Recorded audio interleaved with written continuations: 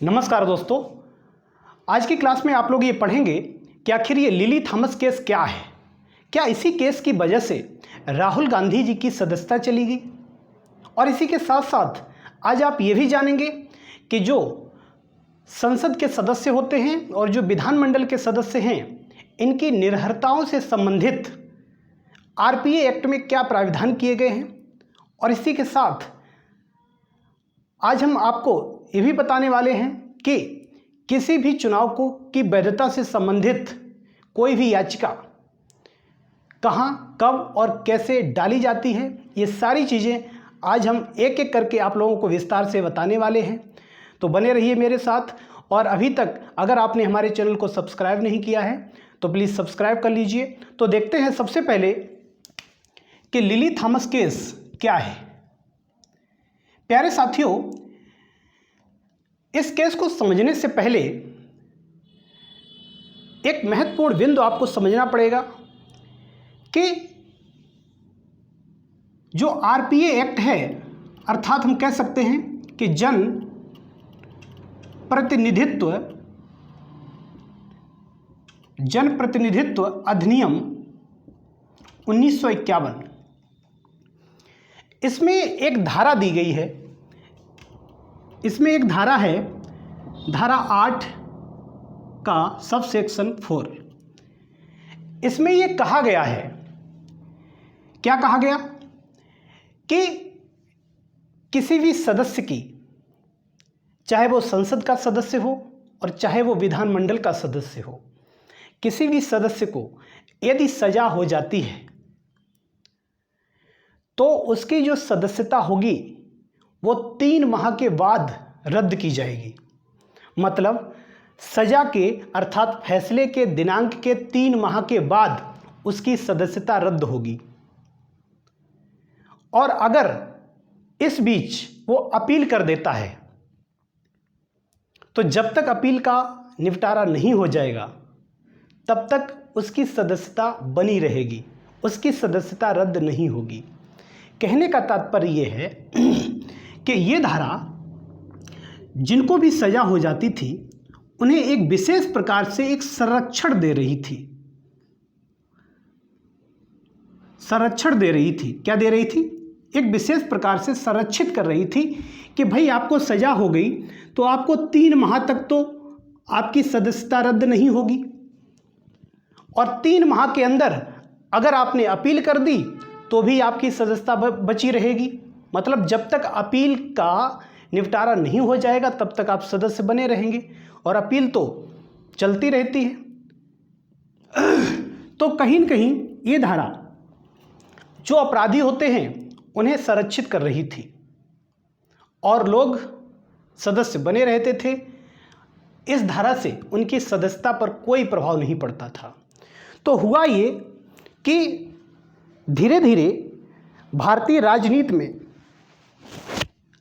अपराध और अपराधी बढ़ने लगे, भ्रष्टाचार बढ़ने लगा।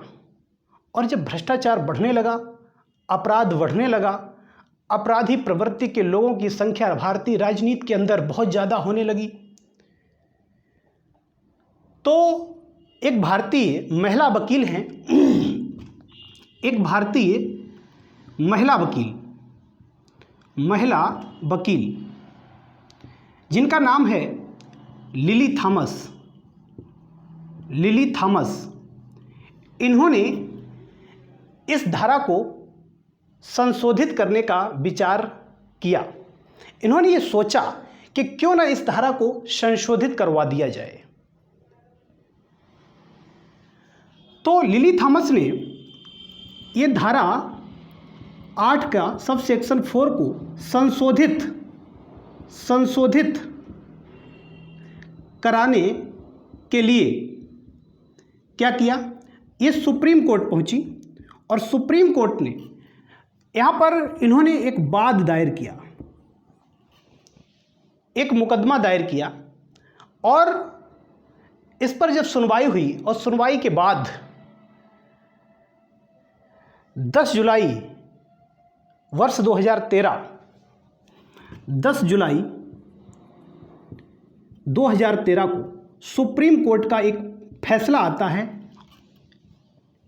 एक महत्वपूर्ण फैसला, एक लैंडमार्क जजमेंट आता है और इसमें सुप्रीम कोर्ट इस धारा को संशोधित कर देता है।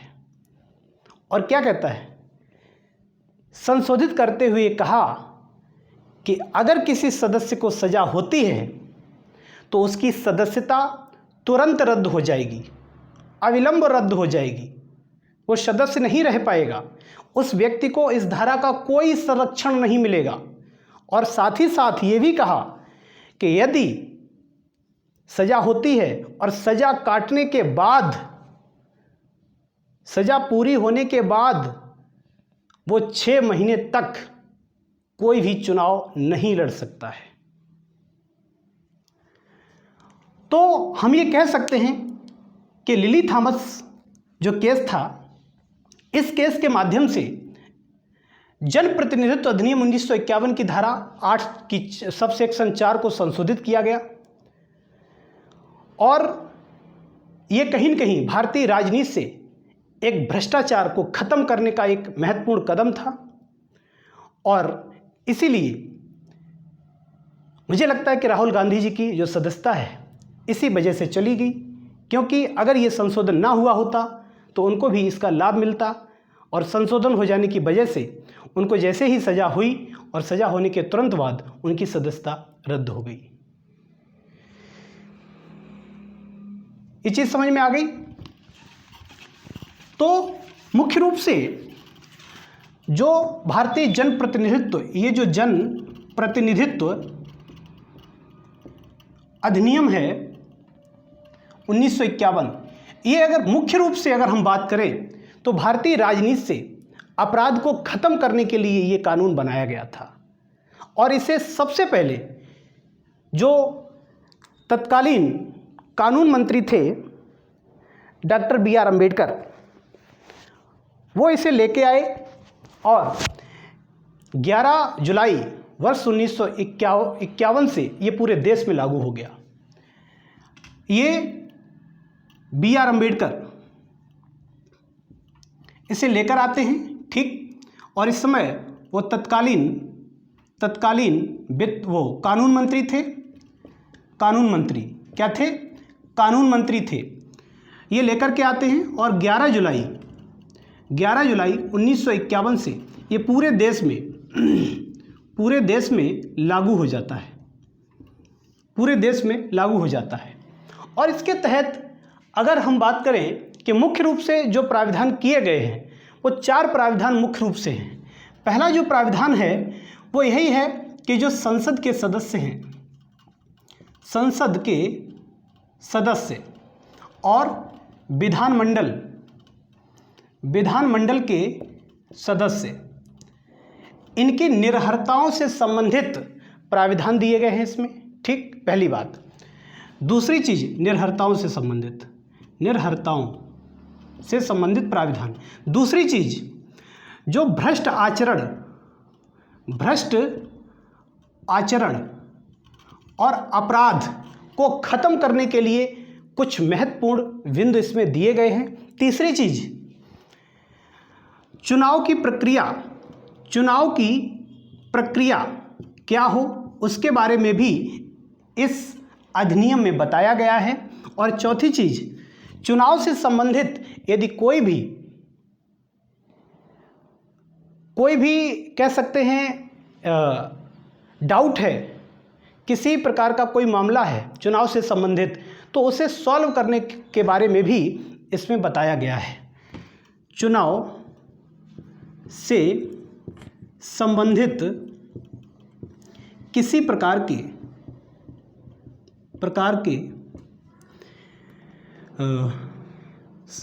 प्रकार की समस्या के निस्तारण से संबंधित प्रावधान दिए गए हैं, ठीक है। तो मुख्य रूप से ये 4 चीज़ें उसमें दी गई हैं कि किसी भी संसद सदस्य या विधानमंडल का यदि कोई भी सदस्य है, उसके निर्हरता से संबंधित जो भी प्रावधान है इसमें हैं। और जो भ्रष्ट आचरण या अपराध को रोकने के लिए भी इसमें महत्वपूर्ण कदम उठाए गए हैं।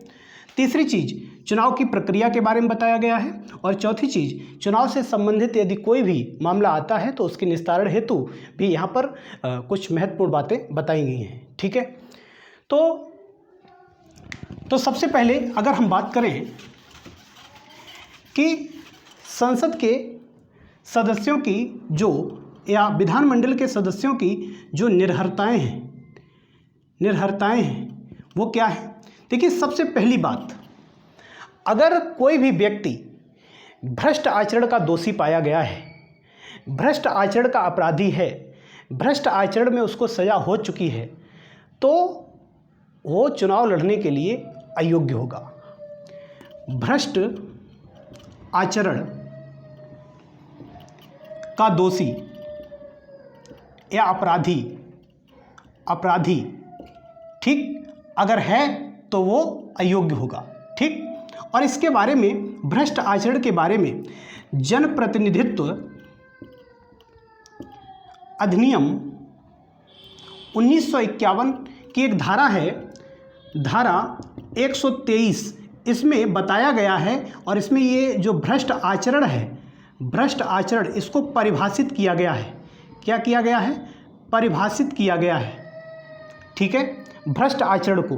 और इसी में 2 सेक्शन और हैं, एक सब सेक्शन 1, 123 का सब सेक्शन 1, इसमें रिश्वतखोरी की बात कही गई है, रिश्वतखोरी। और 123 का जो सेकंड है, इसमें अनुचित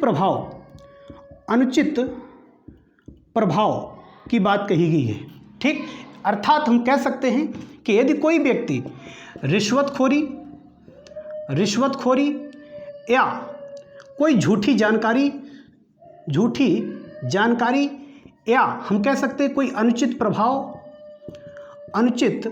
प्रभाव या फिर चौथी चीज़ हम ये कह सकते हैं कि जाति या धर्म या भाषा या संप्रदाय आदि के आधार पर यदि उसने विभिन्न वर्गों के बीच में शत्रुता फैलाने का काम किया है तो भी वो भ्रष्ट आचरण माना जाएगा। और कोई भी अगर वो धमकी देता है, किसी प्रकार की चोट पहुंचाना या फिर किसी भी प्रकार की किसी भी व्यक्ति को समाज से निष्कासित करने की बात अगर उसने की है, निष्कासित करने की बात अगर उसने की है, तो ये सारी चीज़ें एक भ्रष्ट आचरण को दर्शाती हैं, एक भ्रष्ट आचरण माना जाएगा। ठीक है, ये चीज़ समझ में आ गई। ये क्या है? ये सभी भ्रष्ट आचरण के अंतर्गत आती हैं। ठीक, इसके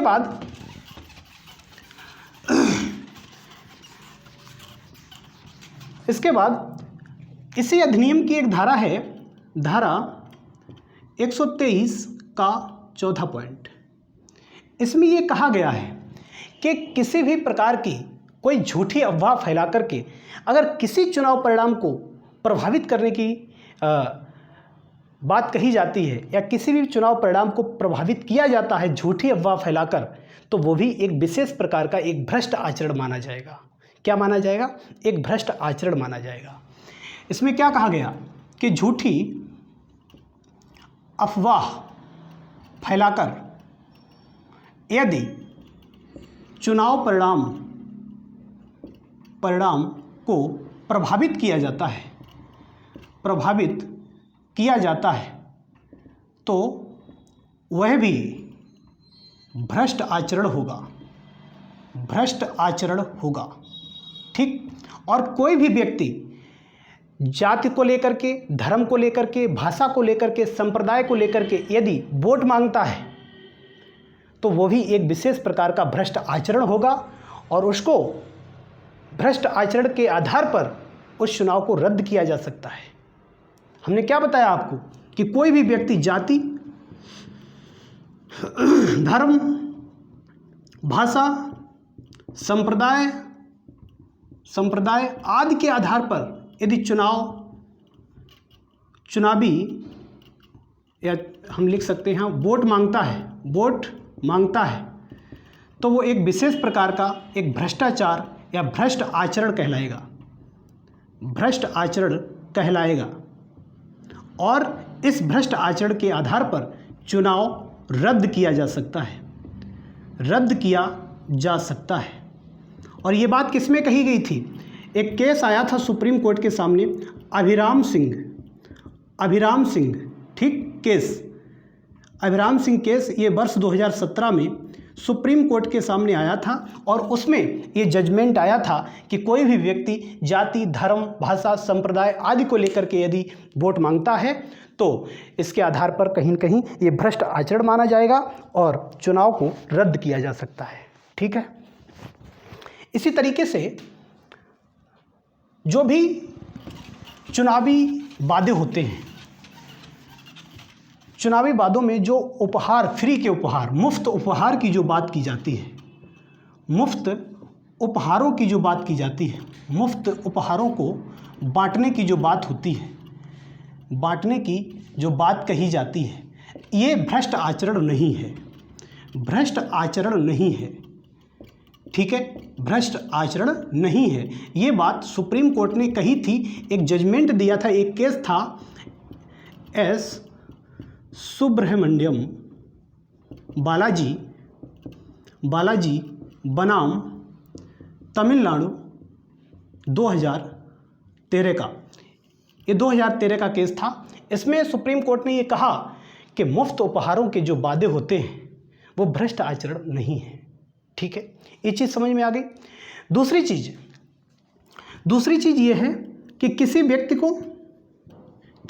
को यदि 2 वर्ष से अधिक की सजा हुई है, कितने वर्ष की?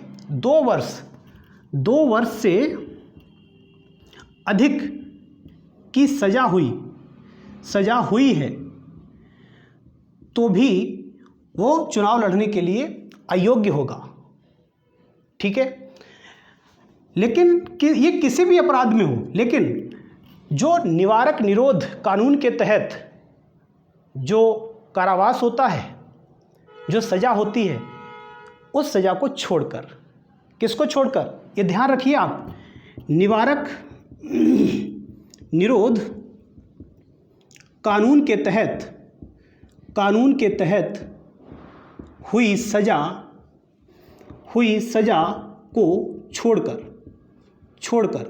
ठीक है, 2 वर्ष से अधिक की अगर सज़ा हुई है, निवारक निरोध कानून के तहत हुई सज़ा को छोड़कर, तो वह अयोग्य माना जाएगा। ठीक। और जो जनप्रतिनिधित्व अधिनियम की धारा 8 का सब सेक्शन 3 ये कहता है, क्या कहता है कि यदि किसी व्यक्ति को 2 वर्ष या इससे अधिक की सज़ा हुई है तो उसकी सदस्यता रद्द कर दी जाएगी। ये प्राविधान है किसमें? जनप्रतिनिधित्व अधिनियम की धारा 8 का सब सेक्शन 3 में ये बात कही भी गई है। ठीक है। तीसरी चीज, ये नोट हो गया होगा। तीसरी चीज ये है कि यदि किसी भी उम्मीदवार जिससे कोई भी चुनावी खर्च का ब्यौरा मांगा गया है, लेखा जोखा मांगा गया है, और वो उम्मीदवार निश्चित समय के अंदर अपना लेखा जोखा नहीं देता है तो भी वो अयोग्य माना जाएगा। उम्मीदवार यदि निश्चित समय के अंदर अपना लेखा जोखा नहीं देता है तो भी वह अयोग्य माना जाएगा। ठीक, ये चीज़ समझ में आ गई। और कोई भी, देखिए हमने आपको पिछली क्लास में बताया था, जो राजनीतिक दलों की पिछली क्लास हमारी पढ़ी हुई है, उसमें हमने बताया था कि जो जनप्रतिनिधित्व अधिनियम, इसकी एक धारा है 29A। इसके तहत जो भी राजनीतिक पार्टियां होती हैं उनका पंजीकरण होता है, और ये जो राजनीतिक पार्टियां हैं ये किसी से भी योगदान ले सकती हैं। इसके बारे में धारा 29B प्रावधान करती है। कोई भी राजनीतिक पार्टी, कोई उम्मीदवार किसी से भी कोई योगदान ले सकता है, लेकिन चुनाव के समय अगर उससे ये लेखा जोखा मांगा जाता है चुनावी खर्च का, तो उसे देना पड़ेगा। ठीक है। ये चीज़ समझ में आ गई। चौथी चीज़, अगर कोई भी व्यक्ति सरकारी सेवा में है तो भी वो चुनाव नहीं लड़ सकता है, चुनाव लड़ने के लिए अयोग्य होगा। पांचवी चीज़ ये है कि यदि कोई व्यक्ति किसी निगम में, किसी संस्था में जिसमें सरकार का 25% सरकार की हिस्सेदारी है, अगर उसमें वो किसी भी लाभ के पद पर है तो भी वो अयोग्य होगा। किसी निगम या किसी संस्था में यदि 25% हिस्सेदारी सरकार की है और उस पर कोई वो लाभ के पद पर है तो वो अयोग्य होगा। ठीक है, अर्थात किसी निगम, किसी संस्था जिसमें सरकार की 25% हिस्सेदारी है उसमें लाभ के पद पर नहीं होना चाहिए, तभी चुनाव लड़ा जा सकता है। छठवीं चीज, कोई भी व्यक्ति जो चुनाव लड़ना चाहता है वो किसी भी सरकारी सेवा से भ्रष्टाचार या फिर रिश्वतखोरी के अपराध में उसको बर्खास्त न किया गया हो, ये आप लिख लीजिए। सरकारी सेवा से रिश्वतखोरी या भ्रष्ट आचरण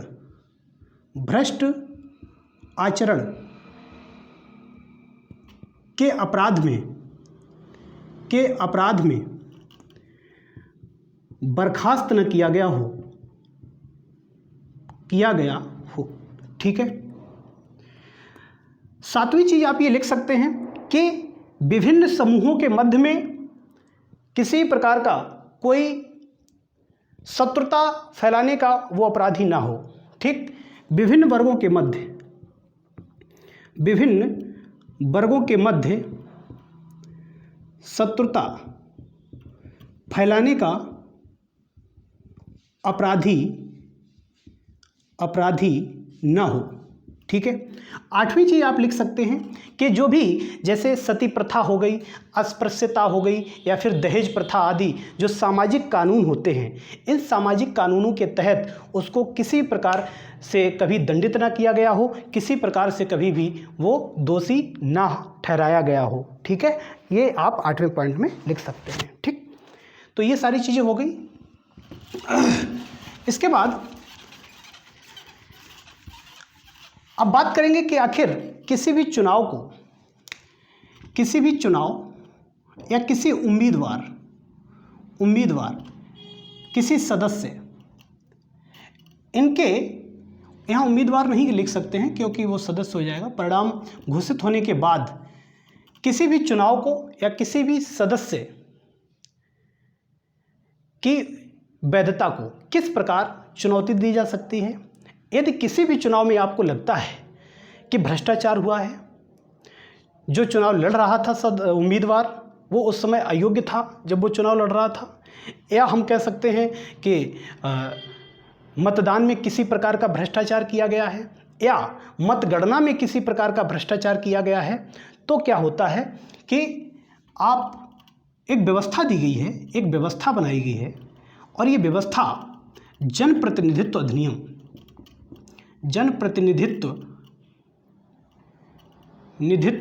अधिनियम 1951 की धारा 80 ये प्राविधान करती है। क्या प्राविधान करती है? ये कहती है कि आप चुनाव याचिका डाल सकते हैं। ये चुनाव याचिका क्या है? चुनाव याचिका किसी भी चुनाव की वैधता को कह सकते हैं वैधता निर्धारित करने के लिए डाली जाती है, या किसी भी सदस्य की वैधता को चुनौती देने के लिए, किसी भी सदस्य की वैधता को कह सकते हैं स्पष्ट करने के लिए ये डाली जाती है। और इसका जो प्राविधान है वो धारा 80 में किया गया है। ठीक है।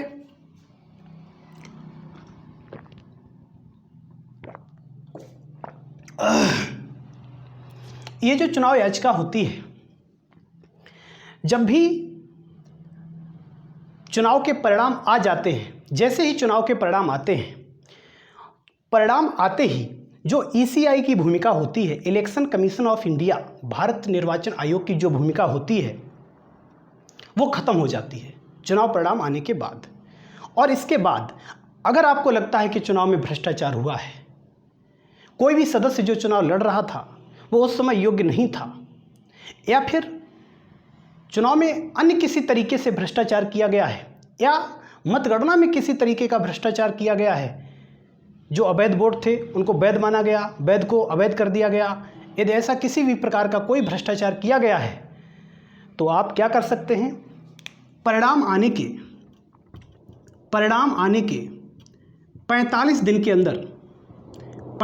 के अंदर हाई कोर्ट में एक याचिका दायर कर सकते हैं। कहाँ पर? हाई कोर्ट में। ठीक है। और आरपीए एक्ट अर्थात जन प्रतिनिधित्व अधिनियम 1951 में ये व्यवस्था की गई है, कहा गया है कि इस प्रकार की जो याचिका होगी उसकी सुनवाई 6 माह के अंदर हो जानी चाहिए। क्या व्यवस्था की गई? आरपीए एक्ट में ये व्यवस्था की गई है कि इसकी जो सुनवाई होगी, या हम कह सकते हैं निस्तारण, ये 6 माह के अंदर होना चाहिए। ठीक है। कितने माह के अंदर? 6 माह के अंदर। ठीक। इसी प्रकार की एक चुनाव याचिका डाली गई थी वर्ष 1971 के जो आम चुनाव हुए थे, उस समय जो इंदिरा गांधी रायबरेली से चुनाव जीती थी, उनके चुनाव को कह सकते हैं उनकी वैधता को चुनौती दी गई थी। इसी प्रकार की एक चुनाव याचिका इलाहाबाद हाई कोर्ट में डाली गई थी और उनके चुनाव को भ्रष्ट आचरण के आधार पर रद्द करवा दिया गया था। तो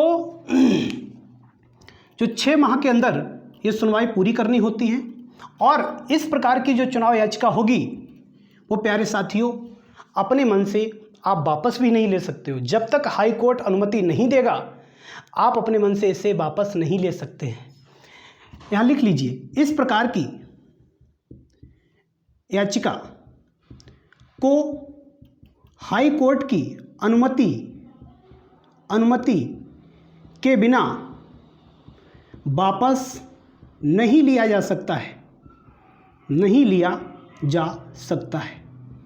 ठीक है। हाई कोर्ट की अनुमति के बिना वापस नहीं लिया जा सकता है। और ये कहाँ कहा गया? धारा 109 में ये बात कही गई है, जन प्रतिनिधित्व अधिनियम की धारा 109 में ये बात कही गई है कि कोई भी व्यक्ति इसको अपनी मर्जी से वापस नहीं ले पाएगा जब तक हाई कोर्ट अनुमति नहीं देगा। और अगर हाई कोर्ट के निर्णय से आप संतुष्ट नहीं हैं तो इसकी अपील सुप्रीम कोर्ट में आप कर सकते हैं। ठीक है। तो इस प्रकार की याचिका से क्या होता है कि किसी भी चुनाव की वैधता को चुनौती दी जाती है, किसी भी उम्मीदवार की वैधता को चुनौती दी जाती है कि वो योग्य है या नहीं है, चुनाव सही है या नहीं है, या रद्द करने की आवश्यकता है, बनाए रखने की आवश्यकता है। ये सारी चीज़ें यहाँ से निर्धारित की जा सकती हैं। लेकिन अगर सदस्यों की अयोग्यता संबंधी बात 10वीं अनुसूची की हो, थोड़ा समझ लीजिए इसको भी, अगर 10वीं अनुसूची की बात करें, अनुसूची, इसमें भी सदस्यों की अयोग्यता से संबंधित बातें बताई गई हैं।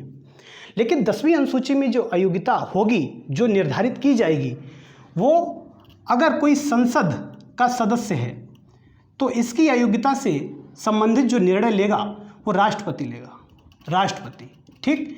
और जो विधानमंडल है, विधानमंडल, अगर इसके कोई सदस्य इनकी अयोग्यता से संबंधित निर्णय लेना है 10वीं अनुसूची के अंतर्गत तो राज्यपाल लेगा। और ये निर्णय ECI, election commission of India के सलाह पर लिए जाएंगे, सलाह पर। ठीक है। लेकिन इलेक्शन कमीशन ऑफ इंडिया यदि चाहे तो स्वयं भी कुछ आधारों पर किसी भी सदस्य की निर्भरता को खत्म कर सकता है, या फिर उसकी निर्भरता की जो अवधि है उसको भी कम कर सकता है। ठीक है।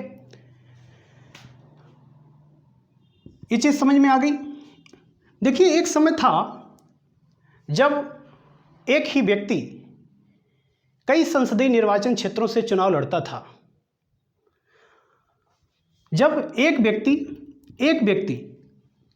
एक से अधिक संसदीय निर्वाचन क्षेत्रों से चुनाव लड़ता था और यदि वो जीत जाता था, 2 या 2 से अधिक निर्वाचन क्षेत्रों से चुनाव जीत जाता था, तो क्या होता था कि उसको केवल एक ही सीट बनाए रखने का अधिकार है, अन्य सीटों पर उसे रिजाइन, इस्तीफा देना पड़ता था। सीट खाली करनी पड़ती थी। और जब सीट खाली करनी पड़ती थी तो क्या होता था कि वहाँ पर सरकार को उपचुनाव कराने पड़ते थे, और उपचुनाव कराने में क्या होता था, सरकारी खर्चा भी ज़्यादा होता था। तो इस व्यवस्था से कहीं न कहीं जो सरकारी खर्चा था उस पर ज़्यादा बोझ पड़ता था, और इसलिए जो जनप्रतिनिधित्व अधिनियम 1951 है, इसको संशोधित किया गया और ये संशोधन 1996 में किया गया। और इसकी एक धारा है, धारा 33 का 7th पॉइंट, इसमें ये कहा गया, संशोधित किया गया और ये बात कही गई कि अब कोई भी व्यक्ति अधिक से अधिक केवल और केवल 2 संसदीय निर्वाचन क्षेत्रों से चुनाव लड़ सकता है, इससे ज़्यादा नहीं। और यदि वो दोनों संसदीय निर्वाचन क्षेत्रों से चुनाव जीत जाता है तो एक सीट परिणाम घोषित होने के 14 दिन के अंदर उसे छोड़नी पड़ेगी, और यदि नहीं छोड़ेगा तो फिर दोनों सीटें रिक्त मान ली जाएंगी। तो ये कुछ प्राविधान इसमें किए गए। अर्थात हम कह सकते हैं कि आज आप लोगों ने ये लिली थॉमस केस के बारे में बखूबी समझ लिया है। सदस्यों की जो निर्भरताएं आदि हैं उनके बारे में आपने पढ़ लिया है। चुनावी याचिका या किसी भी चुनाव को किसी उम्मीदवार की वैधता को कैसे चुनौती दी जाएगी, कहाँ दी जाएगी, सारी चीज़ें आपने जान ली हैं। और अभी तक हमारे चैनल को अगर साथियों आपने सब्सक्राइब नहीं किया है तो प्लीज़ सब्सक्राइब कर लीजिए, वीडियो को लाइक कर दीजिए और वीडियो को अपने दोस्तों में शेयर जरूर करें। फिलहाल आज के लिए इतना ही रखेंगे और कल फिर मिलेंगे एक नई क्लास के साथ। तब तक के लिए नमस्कार।